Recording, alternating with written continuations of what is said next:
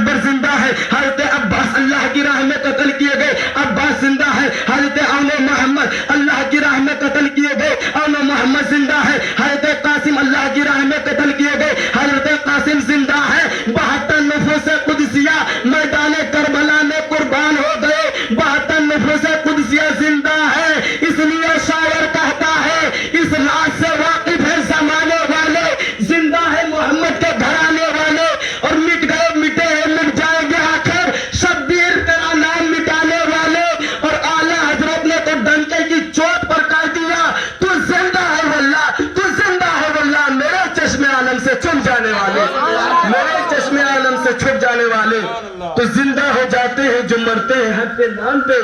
اللہ اللہ، موت کو کس نے مسیحا کر دیا؟ تو آج محرم الحرام کی 10 تاریخ ہے، اور آج ہم ہولیار پور میں بیٹھ کر ذکر حسین کر رہے ہیں۔ جس طریقے سے 12 مہینے ادھر ہے اس طریقے سے 12 مہینے ادھر ہے، لیکن اعلیٰ حضرت نے بتایا مسلمانوں کا نیا سال جنوری سے شروع نہیں ہوتا، بلکہ مسلمانوں کا نیا سال محرم الحرام کی پہلی تاریخ سے شروع ہوتا ہے، محرم الحرام کی پہلی تاریخ سے شروع ہوتا ہے۔ اسلامی مہینہ شروع بھی قربانی سے ہوتا ہے اور اسلامی مہینہ ختم بھی قربانی پہ ہوتا ہے۔ پچھلے مہینے میں آپ نے کیا کیا؟ حضرت ابراہیم خلیل اللہ اپنے بیٹے اسماعیل ذبیح اللہ کو قربان کرنے کے لیے لے جاتے ہیں، عرض کرتے ہیں یا بنیا انی ارا فی المنام انی اذبحک فانظر ماذا تری یا ابت افعل ما تؤمر ستجدنی ان شاء اللہ من الصابرین۔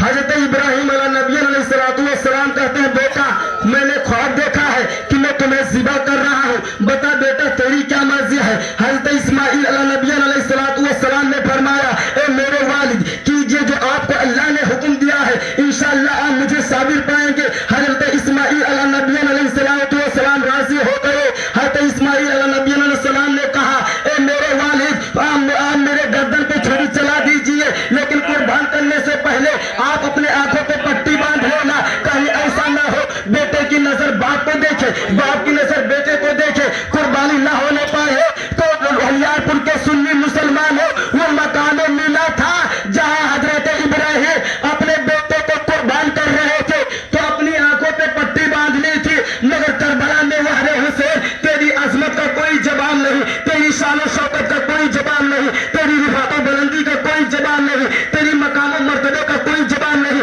تیرا جوان بیٹا میدان کربلا میں قربان ہو رہا ہے مگر حسین کی آنکھوں پہ پٹی باندھی ہوئی نہیں ہے۔ جب ماں کا علی اصغر ہاتھوں میں دم توڑ رہا ہے مگر حسین کی آنکھوں پہ پٹی باندھی ہوئی نہیں ہے۔ حضرت عباس کا بازو کاٹا جا رہا ہے مگر حسین کی آنکھوں پہ پٹی باندھی ہوئی نہیں ہے۔ حضرت علی اصغر سے مار کے جو حضرت امام حسین کے ہاتھوں میں اپنا دم توڑ رہے ہیں مگر حسین کی آنکھوں پہ پٹی باندھی ہوئی نہیں ہے۔ حضرت علی اکبر کے لاش پر گھوڑے دوڑائے جا رہے ہیں مگر حسین کی آنکھوں پہ پٹی باندھی نہیں ہے۔ یہ محرم الحرام کا نیا سال ہم سنی مسلمان بھائیوں کو یہ پیغام دیتا ہے اے نبی کے دیوانوں، اے نبی کے مستانوں، اے نبی کے جہبازوں، اگر اسلام کی خاطر، نماز کی خاطر، شریعت مصطفیٰ کی خاطر اگر ضرورت پڑی تو مسلمان جان دے بھی سکتا ہے اور مسلمان جان لے بھی سکتا ہے، کیونکہ مسلمانوں کی یہ شان ہوتی ہے غلامان محمد جان دینے سے نہیں ڈرتے،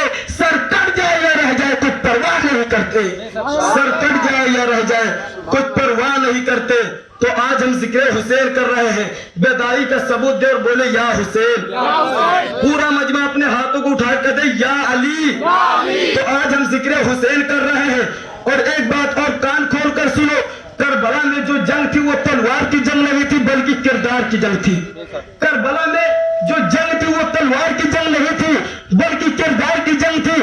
اگر کربلا میں تلوار کی جنگ ہوتی تو مصنف یہ نہیں لکھتا حضرت امام حسین کا گلا کٹ گیا، اگر کربلا میں تلوار کی جنگ ہوتی تو مصنف یہ نہیں لکھتا حضرت امام حسین کے ساتھ 72 نفوس قدسیہ میدان کربلا میں قتل کیے گئے، اگر کربلا میں تلوار کی جنگ ہوتی تو مصنف یہ نہیں لکھتا حضرت علی اکبر کی لاش پر گھوڑے دوڑائے گئے، اگر کربلا میں تلوار کی جنگ ہوتی تو مصنف یہ نہیں لکھتا حضرت عباس کا بازو کٹ گیا، اگر کربلا میں تلوار کی جنگ ہوتی تو مصنف یہ نہیں لکھتا اون محمد قربان ہو گئے۔ اب تم کہو گے مولانا اگر کربلا میں تلوار کی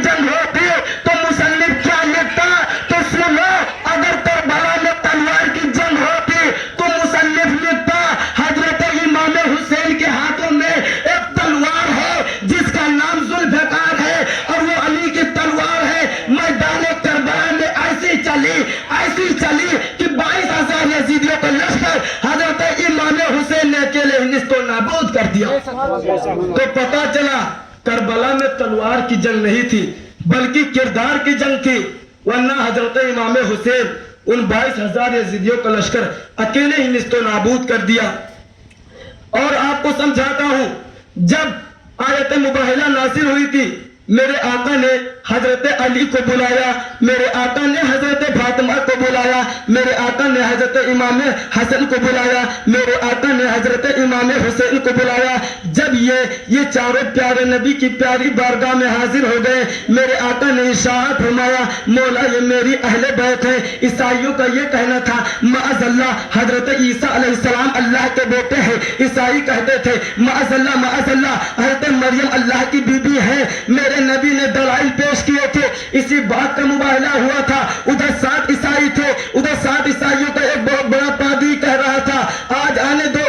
मुबाहिला ये हुआ था कि दोनों तरफ के लोग आएंगे और बद्दुआ करेंगे। जो झूठा होगा अल्लाह तबारक व तआला उन्हें तबाह बर्बाद कर देगा, जो सच्चा होगा अल्लाह तबारक व तआला उन्हें आबाद कर देगा। उधर 7 ईसाइयों का एक बहुत बड़ा पादरी था, वो ये कह रहा था आने दो मोहम्मद के घर आने को, आज हम ऐसा बद्दुआ करूंगा कि उनका पूरा घर तबाह बर्बाद हो जाएगा। उधर से मेरा नबी चला है, नबी के पीछे पीछे हजरत फातिमा है, नबी के पीछे पीछे हजरत अली है। दाएं हाथ की उंगली को हजरत इमाम हसन ने पकड़ा है, बाएं हाथ की उंगली को हजरत इमाम हुसैन ने पकड़ा है। जब ये नूरानी काफिला उन ईसाइयों से मुबाहिले के लिए पहुंचे तो ईसाइयों के बड़े पादरी ने देखा उनकी नूरानी सूरत को, तो उसने कहा भागो, इनके चेहरे पे तो नूर देख रहा हूं, अगर इन्होंने बद्दुआ कर दी तो दुनिया में कयामत तक कोई ईसाई जिंदा नहीं बचेगा, दुनिया में कयामत तक कोई ईसाई जिंदा नहीं बचेगा।